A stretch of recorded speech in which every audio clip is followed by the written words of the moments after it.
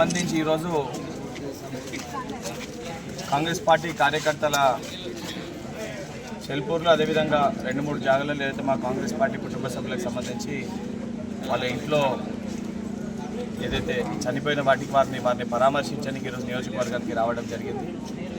దాంతోపాటు ఈరోజు ఏదైతే నియోజకవర్గంలో వచ్చినప్పుడు ప్రజలు కొన్ని సమస్యలు నా దృష్టికి తీసుకురావడం జరిగింది. ముఖ్యంగా కొత్తపల్లికి సంబంధించి ఏదైతే రైల్వే బ్రిడ్జ్ ప్రాబ్లం ఉందని చెప్పి గతంలో నేను ఇక్కడ నియోజకవర్గంలో పోటీ చేసిన తర్వాత తిరిగినప్పుడు కూడా ఈ సమస్యపై నాకు అవగాహన ఉంది. దాని స్టేట్ అండ్ సెంట్రల్ గవర్నమెంట్కి సంబంధించి ఆ సమస్యని పరిష్కరించాల్సిన అవసరం ఉంది. తప్పనిసరిగా దాన్ని నియోజకవర్గ స్థాయి నాయకుడు ప్రణవ్తో కూడా చర్చించి నేను ప్రణవ్ కలిసి సంబంధించిన ఏదైతే సెంట్రల్ గవర్నమెంట్ తోటి స్టేట్ గవర్నమెంట్తో సెంట్రల్ గవర్నమెంట్ మాట్లాడి ఆ సమస్యను కూడా పరిష్కరిస్తాం.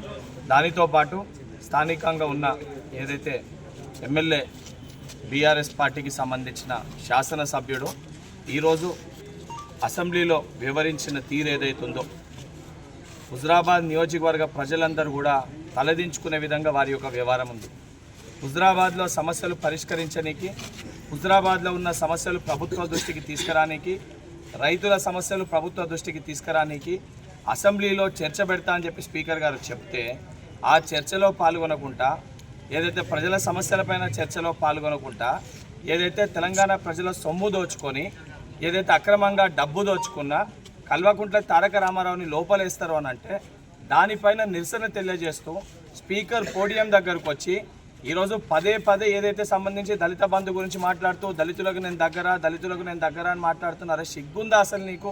ఈరోజు ఒక దళిత స్పీకర్ పైన నువ్వు పేపర్లు ఇసిరి నీ వైఖరి ఏ విధంగా ఉందో దళితుల పట్ల చాలా స్పష్టంగా నేను అసెంబ్లీలో కనబడ్డది. ఈరోజు నిజంగా హుజరాబాద్ నియోజకవర్గంలో దళిత సోదరులు ఇబ్బంది పడుతున్నారంటే ఆ రోజు ఎలక్షన్స్ ముందు 2వ విడత దళిత బంధు రిలీజ్ కాకుండా ఆపి నన్ను గెలిపిస్తేనే 2వ విడత దళిత బంధు రిలీజ్ అవుతుంది, లేకపోతే రిలీజ్ కాదు అని చెప్పి మాయమాటలు చెప్పినవి నువ్వు. ఈరోజు దళితులకి మోసం చేసింది నువ్వు. ఇదే గత ఉప ఎన్నికల సమయంలో ఏదైతే టీఆర్ఎస్ పార్టీ మీటింగ్కి పోతూ యాక్సిడెంట్ అయ్యి దళిత సోదరులు శాలపల్లి ఇంద్రానగర్ సంబంధించి ఆడ స్థానికంగా ఉన్న మాజీ సర్పంచ్ ప్రవీణ్ గారిని అడిగితే చెప్తారు, ఒక 2 మృతి చెందడం జరిగింది. ఆ మృతి చెందిన కుటుంబానికి ప్రతి కుటుంబానికి 10 లక్షల రూపాయలు ఇస్తా అని చెప్పినావు. ఆ రోజు నేనే అక్కడ ధర్నా చేస్తే వచ్చి మాటిచ్చి మీ పార్టీ నాయకులు మీరు అంతా వచ్చి మాటిచ్చి మేము ఇస్తామని చెప్పి పెద్ద మాటలు మాట్లాడను. ఆ 2 కుటుంబాలకు నువ్వు న్యాయం చేయలేకపోయినావు నువ్వు ఎమ్మెల్సీగా ఉన్నప్పుడు.